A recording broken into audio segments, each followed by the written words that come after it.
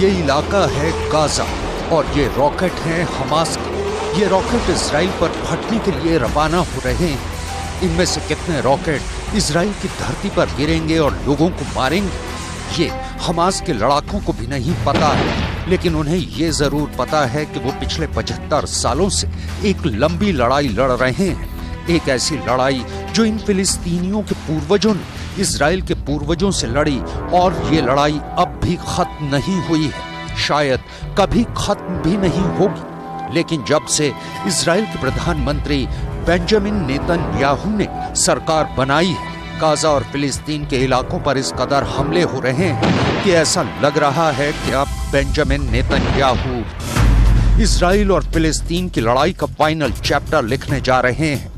Israel और फिलिस्तीन के बीच एक खूनी संग्राम छिड़ गया है, जहां गोलीबारी का बदला आतंकवादी हमले से लिया जाता है। बच्चों की आतंकवादी हमलों में मौत होती है तो कहीं जश्न मनाया जाता है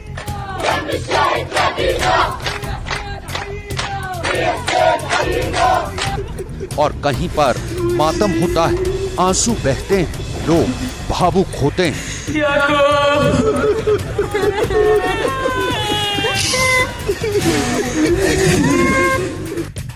यहाँ फिलिस्तीनियों के उजड़े घर भी हैं जिन पर बुलडोजर चले हैं। इस खौफनाक तबाही को ही जिंदगी का दस्तूर मान चुके लोग जिंदा लाश बन चुके हैं। इजराइल और फिलिस्तीन की ये जंग दुनिया की कभी न खत्म होने वाली क्रूर जंग लगती है, जहां दो कौमें एक दूसरे के खून की प्यासी हो चुकी हैं, लेकिन साथ साथ भी रहने को मजबूर हैं और एक दूसरे को बर्दाश्त भी नहीं कर सकती हैं।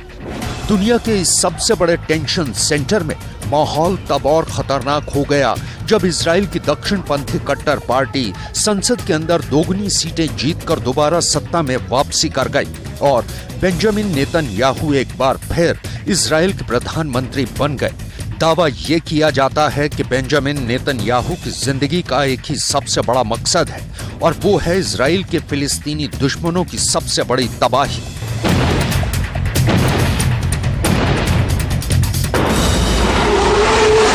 और ये एयर स्ट्राइक इजराइल के उसी मकसद का जीता जागता सबूत है।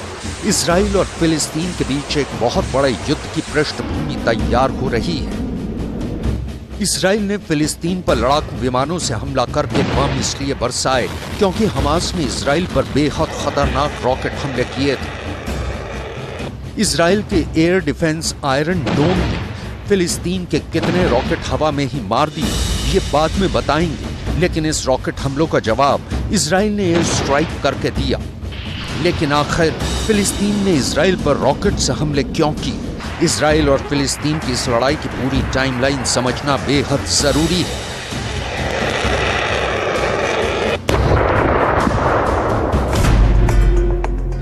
दिसंबर 2022 को बेंजामिन नेतन्याहू इजराइल के प्रधानमंत्री बने और ठीक एक महीने बाद जनवरी के आखिरी हफ्ते में इजरायली सेना ने वेस्ट बैंक में हमले करके 9 फिलिस्तीनियों को मार दिया।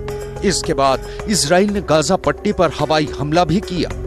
इसके अलावा इजराइल जिन इलाकों पर दावा करता है वहां पर मौजूद फिलिस्तीनी बस्तियों को हटाने का सिलसिला भी नेतन्याहू सरकार शुरू कर चुकी है।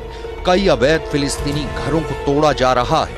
इन कार्रवाइयों ने फिलिस्तीन के लोगों को बेचैन कर दिया है।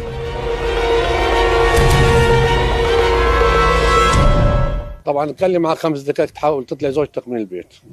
طبعا انا كنت اتكلم مع زوجتي مشان اهدئها وتحاول تطلع، فكانت رافضه جدا يعني. ففي النهايه منحها وشاحها على الزاويه، قال لي بقول لك خذ البنت يعني من قدامي، انا بعرفش اتعامل معها بطريقتي. Anything that is illegal is a problem everywhere in the world and in any subject. To sell drugs in Israel is illegal. To break into banks and to rob the bank, it's illegal. It's to take something that not belong to you, to take it by force.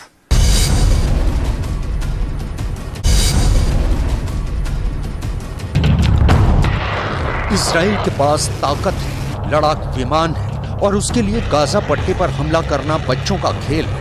लेकिन फिलिस्तीन के पास क्या है? फिलिस्तीन के पास फिदाइन हमलावर हैं जो कुछ भी कर सकते हैं। बीते शुक्रवार को इजराइल एक लोन वुल्फ अटैक से दहल गया।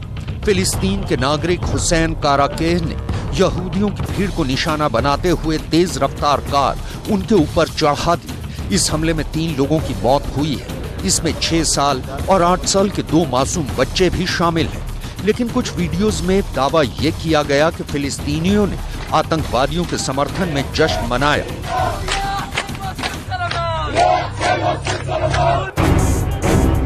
दूसरी तरफ इन 2 यहूदी बच्चों की मौत पर यहूदियों ने मातम मनाया और कट्टर लाइन पर चल रहे बेंजामिन नेतन्याहू ने आतंकियों से बदला लेने का संकल्प दोहराया। ההולמת לטרור היא להלום בו בעוצמה ולהעמיק עוד יותר את שורשינו בארצנו. בהתאם לכך, הקבינט יתכנס היום כדי להיערך לפעולה רחבה אף יותר נגד מבצע הטרור ותומכיו במזרח ירושלים וביהודה ושומרון, תוך הימנעות ככל האפשר מפגיעה בבלתי מעורבים. फिलिस्तीन ने लोन वुल्फ अटैक करके बदला लिया। लोन वुल्फ अटैक बेहद खतरनाक माना जाता है। इसमें कोई शख्स खुद ही आतंकवाद की विचारधारा के प्रभाव में आ जाता है और अकेले ही हमला करके ज्यादा से ज्यादा लोगों को मारने की कोशिश करता है। 31 साल के हुसैन ने यही किया। हमले के तुरंत बाद इजराइल की पुलिस ने आतंकी को मार गिराया और उसके घर को भी सील कर दिया गया है। फिलिस्तीन का भय दिखाकर इजराइल के प्रधानमंत्री इजराइल के लोगों को और ज्यादा कट्टर यहूदी बनाना चाहते हैं। नेतन्याहू ने लोगों को कट्टर बनाने के लिए एक मंत्रालय खोला है। पाठ्यक्रम में यहूदी कट्टर सोच को डालकर इजराइल के स्कूलों का सिलेबस बदला गया है। इजराइल और फिलिस्तीन के बीच बड़ा युद्ध कभी भी छिड़ सकता है, लेकिन सिर्फ एक हथियार ऐसा है जिसकी वजह से फिलिस्तीन इजराइल पर हमला करने से डरता है, और वो है आयरन डोम। इस बार भी जब हमास ने इजराइल पर हमले किए तो ज्यादातर रॉकेट आयरन डोम ने तबाह कर दिए। साल 2022 अगस्त के महीने में फिलिस्तीन के आतंकी गुटों की तरफ से इजराइल पर 600 रॉकेट दागे गए थे। आयरन डोम ने फिलिस्तीन के 582 रॉकेट नष्ट कर दिए, लेकिन 18 रॉकेट इजराइल के इलाकों में गिरने में कामयाब रहे। यानी आयरन डोम इस बार 97% तक प्रभावी रहा।